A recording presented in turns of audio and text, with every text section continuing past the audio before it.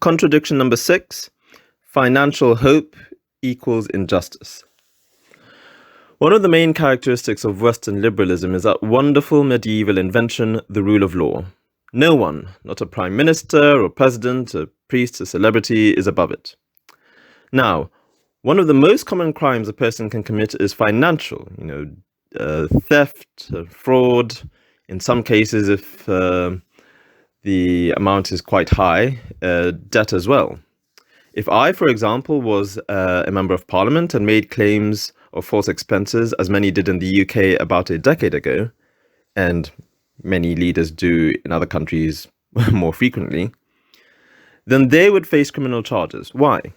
Because they use public money for their own personal gain in an illegal way.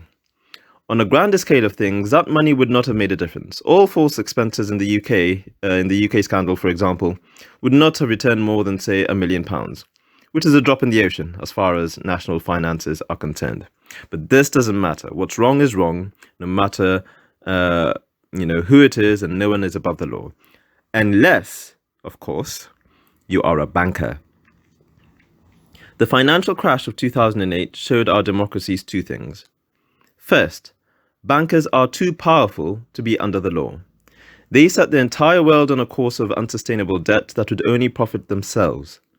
Since the whole economy was bound to that system, it would simply have cost us too much to change it.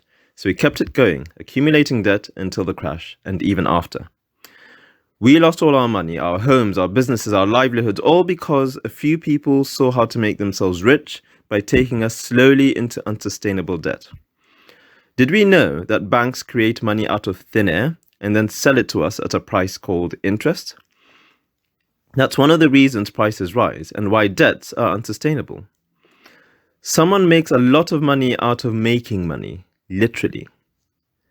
Secondly, the second thing the financial crash showed us, we love money more than justice. Rather than holding these people to account, we bailed them out, giving them massive bonuses for their trouble. At Goldman Sachs, for example, over 953 traders were given $1 million in bonuses each after the crash, just when the government were about to bail them out with hundreds of billions of money paid in tax by the very people who lost their jobs and businesses and livelihoods.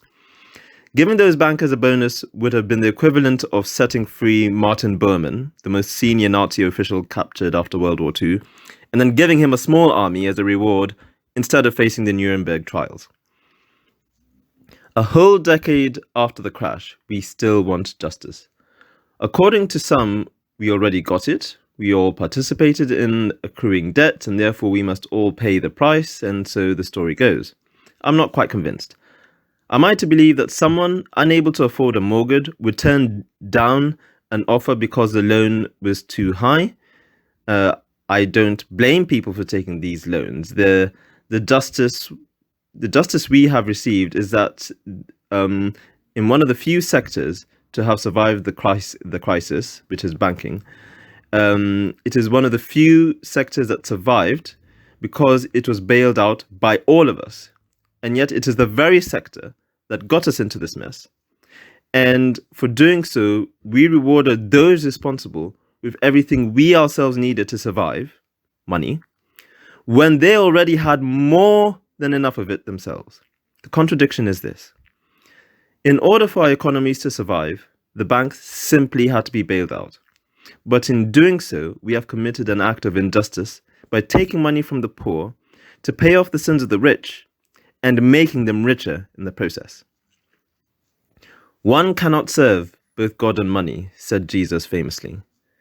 This is a truth ubiquitously evident today. Money is the root of some pretty serious evils, or at least exposes some of the most evil parts about us.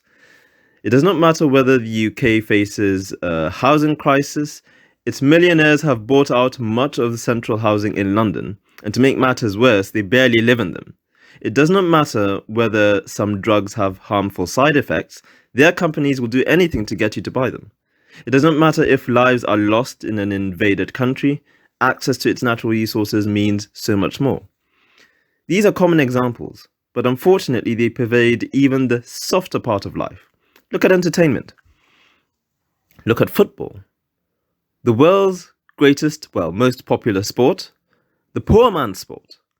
A universal language, second only perhaps to music or perhaps mathematics. It is now one of the most successful ways of acquiring wealth if you're one of the footballers or coaches or whatever. And sometimes it's through buying a football club that many people earn money that because of the profits they give. Or sometimes even hosting a World Cup. Fine, that's just how things are done. What is devastating, however, is that in the midst of all these ethical campaigns such as Say No to Racism and kicking violence out of football, the host of the next World Cup has acquired slave laborers to build its stadia, according to GreenNet, and have seen the death of about 900 of its workers. Stuff racism. People have died to build football stadia.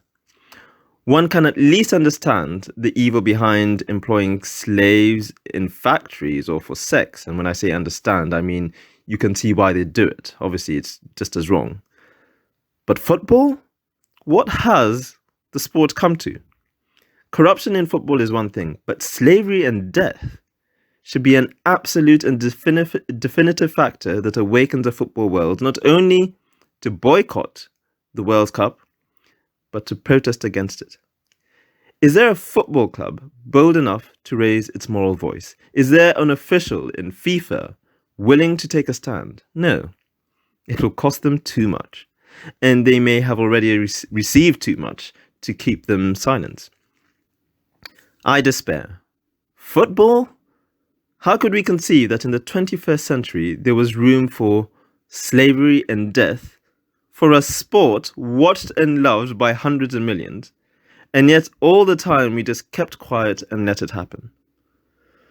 Football now no longer means great goals, or Messi versus Ronaldo, or atmosphere in great stadia, playing with strangers on the street in the park. From now on, football means slavery and death. And if the world has not seen what the legacy of slavery has done to Western civilization, this will never be removed from the legacy of our sport, the sport of football. No amount of money, glorious moments, and great goals of this sport will ever cleanse it from this, or cover the fact that, as the football community, we just let it happen.